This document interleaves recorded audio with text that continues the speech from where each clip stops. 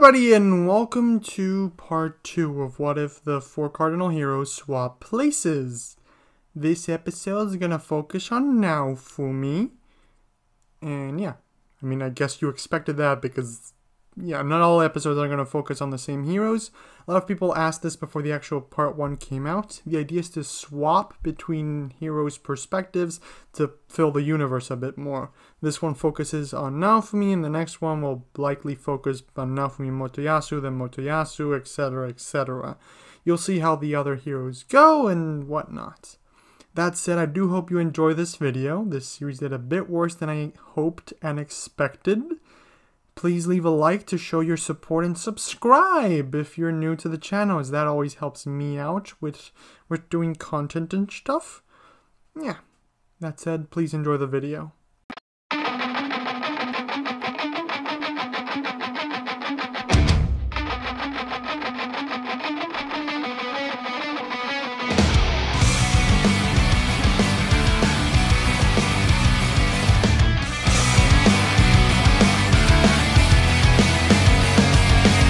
After Motoyasu's trial, Naofumi returned to the inn to get his party members to start the day, heading off to the Adventurers Guild to get a couple quests and continue their journey. A lot has happened so far. Hopefully it'll stay exciting, but maybe a bit less uncomfortable than that, thought Naofumi to himself, walking along with a look of concealed worry on his face, none of the citizens noticing, waving and greeting him cheerfully as he walked on by. I wonder if Motoyasu might be getting the opposite treatment. Poor guy. But my hands are mostly tied in this situation, and I don't really know if he's at fault or not. Where should we head to first, Naofumi? Asked Tercia as soon as they left the building. I think we should do a bit of leveling first, before we go anywhere. We have a more advanced kill quest, but these monsters are a bit too high level for me right now. I'm only at level 7, they're closer to level 10, and some are even a bit higher. Once I'm high enough level, we can do the kill quest of the Piku and the Porcupines, and no sweat. Plus, when we finish that up, we should have enough levels between us to go through to the next town. We'll spend about a day there, and maybe try and get some money for equipment while we relax a bit. Kill 2 birds with 1 stone, you know? Or in this case, 2 objectives with 1 easy journey. Then we can head over to the mountains nearby for the day to hunt a bit more and complete the second kill quest easily with the levels and fighting experience we'll have gained by that point. Explained Naofumi, carefully planning out the whole routine. Does this sound okay with you guys? Yep, said Tercia. Sounds like fun, answered Bacta. It seems like a very well thought out strategy, Naofumi. For someone so unfamiliar with our world, you do seem to grasp what we tell you quite quickly. But may I make a suggestion before we head out? Asked Velt. Sure, what is it? Asked Naofumi. I think we should pass by the magic shop. We currently don't have any funds left, I think only 50 silvers, but there we could find out your magical affinities, and maybe pick up a more advanced spellbook for me. After all, I didn't buy much at the weapon shop, answered Velt. Seems interesting, although I thought status magic was what I had. I didn't really know how this magic stuff works. Maybe you can explain it on the way over? Said Naofumi. The group then headed out. On the way to the magic shop, Velt explained. Why, surely.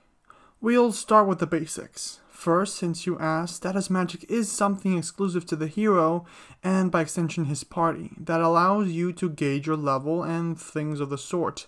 It manages our whole system, from experience gain to tracking the damage we sustain. The magic I'm referring to requires your own mana to be expended, whereas the ancient power of the status magic doesn't. Ah, mana. That's a pretty common fuel for magic attacks in games, thought Naofumi.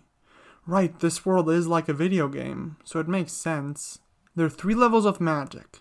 Fast, Zweit, and Driffa magic. In Legends, the 4 heroes even have a 4th class, but we can't expect to see such great things as a 4th class of magic from you. Each class is an increase over the last one. They are more powerful, sure, but also a lot harder to master and use. Each person has a different affinity, which means they can more easily use different types of spells, like fire and illusion magic, Velt continued explaining. What's your magic affinity? asked Naofumi, trying to gauge his party members' capabilities. As a highly trained mage, I am able to use almost all kinds of magic. I can use attack magic the most efficiently, however, and within that, water magic is the best element I know how to use, and is my speciality, answered the group's mage.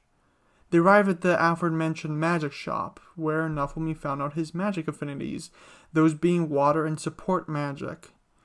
He had the affinities of his party members looked at as well, with Bacta being earth and Tertia being healing and support. How do I learn to use magic then? Asked Naofumi. Before Velt can answer the question, the witch who owns the magic shop answered, There are two ways. The first is by learning it from a book. It's harder to do, but the results tend to be better as you gain a deep understanding of how and why the magic works. The second method is from a crystal ball, which is near instant and provides good results for the investment. Naofumi tried to purchase one, but found that they were too expensive and that he couldn't afford one at the time. Not being able to justify the purchase when a magic book could be studied by his entire party later, when they'd solidify their battle strategies and teamwork. Since they needed money to strengthen their equipment and to do other things, the group headed out into the fields. Naofumi equipped the Yusa leather sword in order to fight, which gave him +1 attack and +3 agility, and +1 dissection, making slashing apart the monsters slightly easier. He used the new sword to kill a couple red balloons, unlocking the red balloon sword after killing them. As soon as he unlocked that sword, seeing it had better stats overall, he decided to use that one. Less than an hour after heading out into the fields, Naofumi found himself being level 11, with his party members slightly above him. Okay, I think we can go now. Let's go kill some porcupines in the PQ, said Naofumi. I would like to advise you to be careful with the porcupines. They are close level to us and have a ranged attack. It may be hard to kill them from up close without a significant speed advantage, informed Velt. Yeah, they can be annoying, added Bacta. Naofumi thought about it for a moment and said, Since you're the only one with ranged attacks, I'd suggest you take care of them when we find them. We'll cover you to make sure they don't get too close. The group spent the next hour killing monsters, managing to kill 23 out of 30 PQ and 9 out of 10 porcupines. Now being level 18, Naofumi had unlocked a couple of the swords that he copied from the weapon shop. He was attracted to one in particular, the Magic Steel Sword, as it had great stats for its current level. As he went on fighting, he noticed that the more he fought with the sword, the easier he killed monsters, even before leveling up.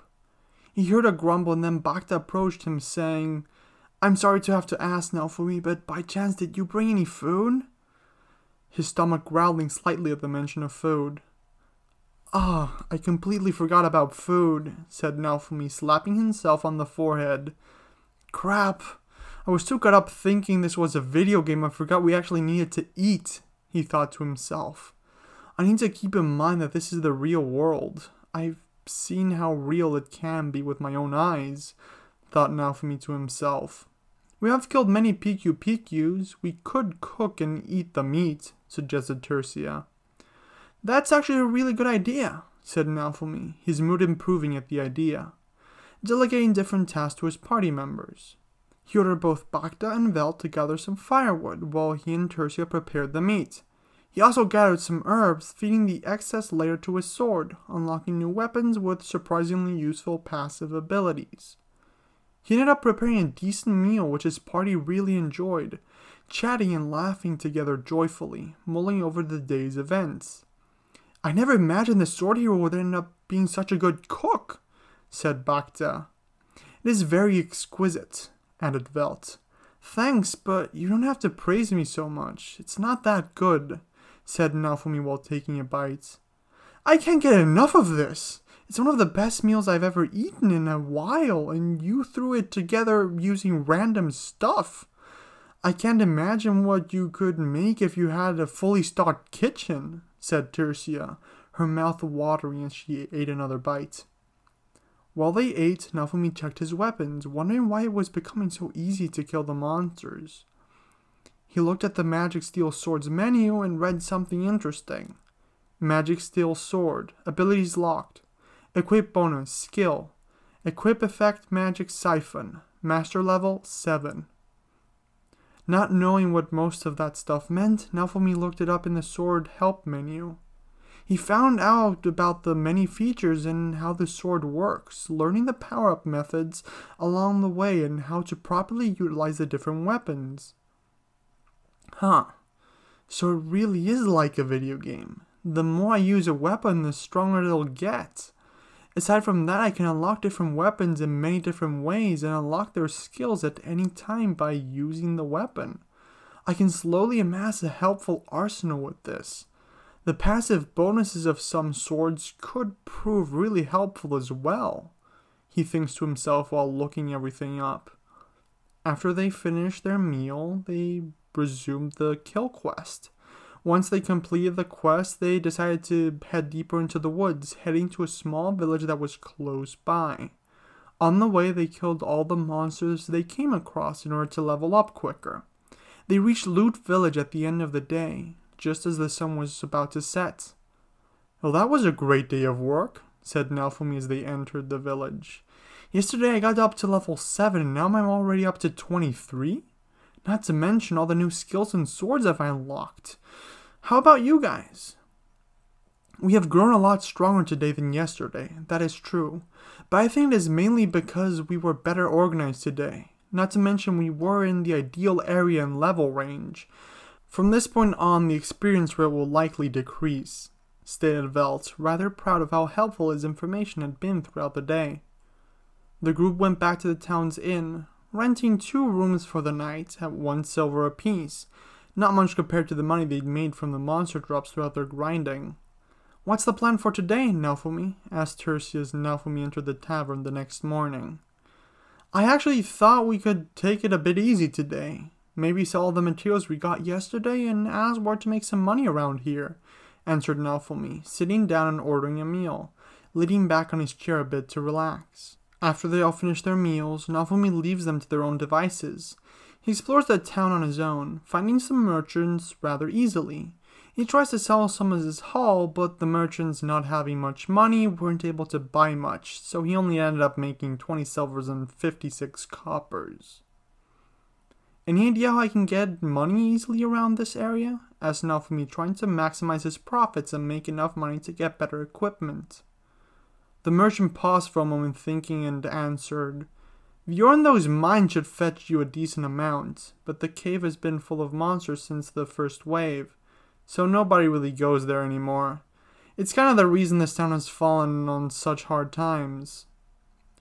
Naofumi then returned to the inn, where while he was out negotiating, Velt was studying, Tertia was practicing some moves and refining her technique, and Bacta was taking a nap, looking rather peaceful and content for an axe-wielding warrior.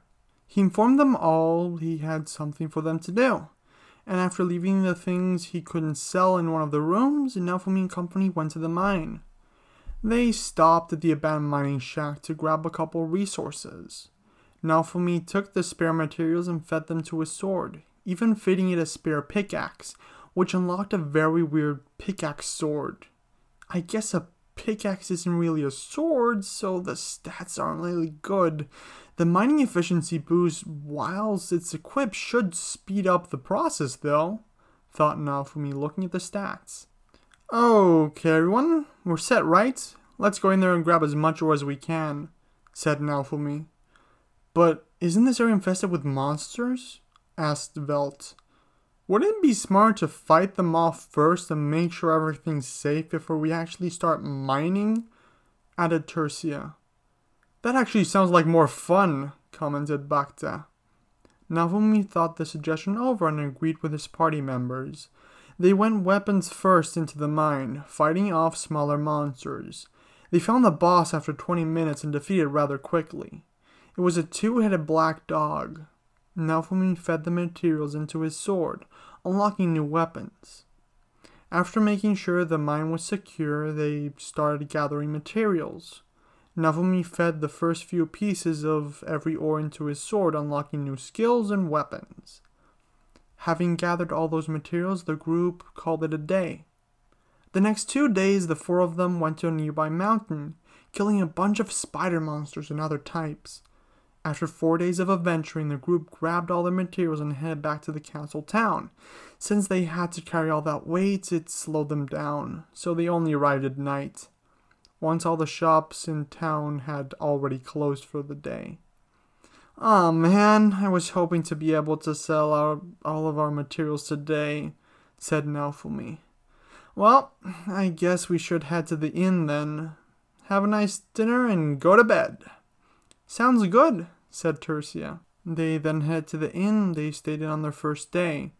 The next day, the group grabbed the materials and went into town. Thanks to the abundance of rarish materials they collected, Naofumi's excellent negotiating skills that he picked up playing some video games, they managed to get a total sum of 10 gold pieces, 52 silvers, and 10 coppers. "You're quite the negotiator," pointed out Velt. "Well, yeah, I picked it up from playing some games. I wouldn't say that I'm good, but if you have good merchandise, it practically sells itself. You just have to know how to push people to give you a higher price for it," responded Naofumi. They then head to the weapon shop. "Oh hey, it's the sword guy and friends," said Erhard as Naofumi and his party walked in. "Hey old guy," said Naofumi while entering the shop. "Here for some new equipment?" asked the weaponsmith. "What's your budget looking like today?" "Let's see, we have 6 gold pieces to work with. I personally like to get some better armor and also some better equipment for my party. I'd also like to take a look at new swords if you have any," said Naofumi. "Same swords as last time. You didn't buy any, so I saw no need in restocking. As for equipment, I'm sure I have something. If you're looking for armor, I think I have something that'd fit you perfectly, sword kid," said Erhard. He went into the back and came back into the room holding new armor. It mixed both blue and green coloring, being made of chainmail but also having some metal plating in more crucial areas that was light and resistant. "It's a bit on the pricey side, costing 3 gold pieces, but I think it'll do some good," said Erhard with a soothing smile. "I'll take it," said Naofumi, marveling at the armor's design and quality. Upon touching it, he used a new appraisal skill, but was too low to see what the armor could do.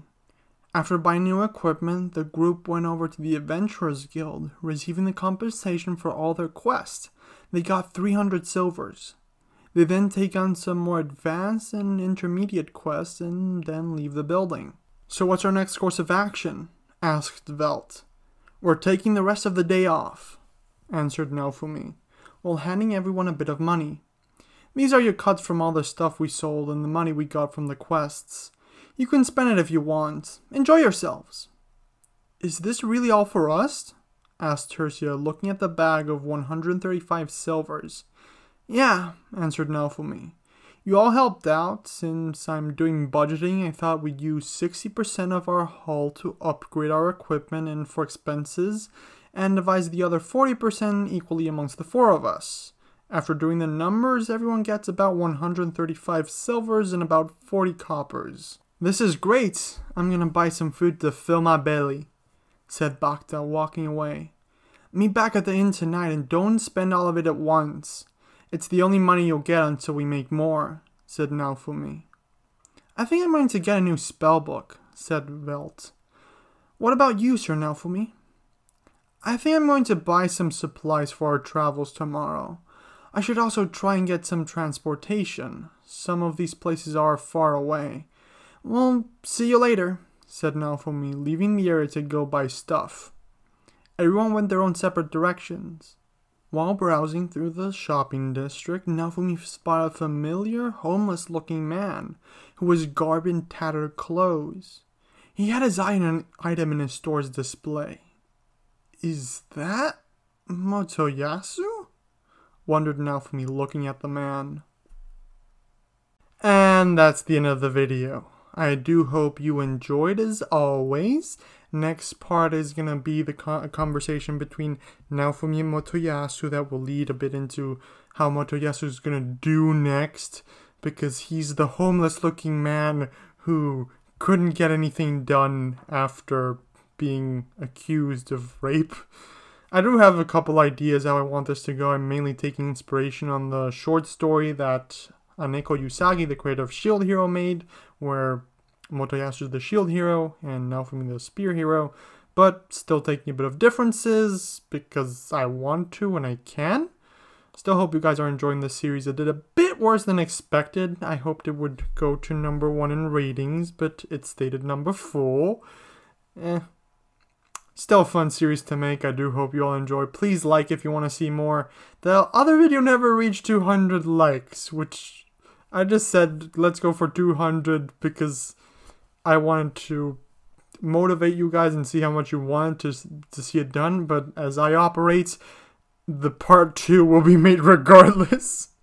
So you don't have to listen to me, but hitting the like goal always helps me, because the way I'm doing things is these series are fixed at least until we reach a certain part, in which case they'll be swapped out, and then when I decide, okay, time for an old series to return, I will do a poll and ask you guys. And that's more or less how I've been operating lately, or will operate in the future. That said, this is going on a bit long. I do hope you are excited for part 2, which should come out in 2 weeks, because every 2 weeks is Shield Hero week. And yeah, I hope you enjoy that video when it comes out. Until next time, everyone, have an absolutely fantastic day. Bye!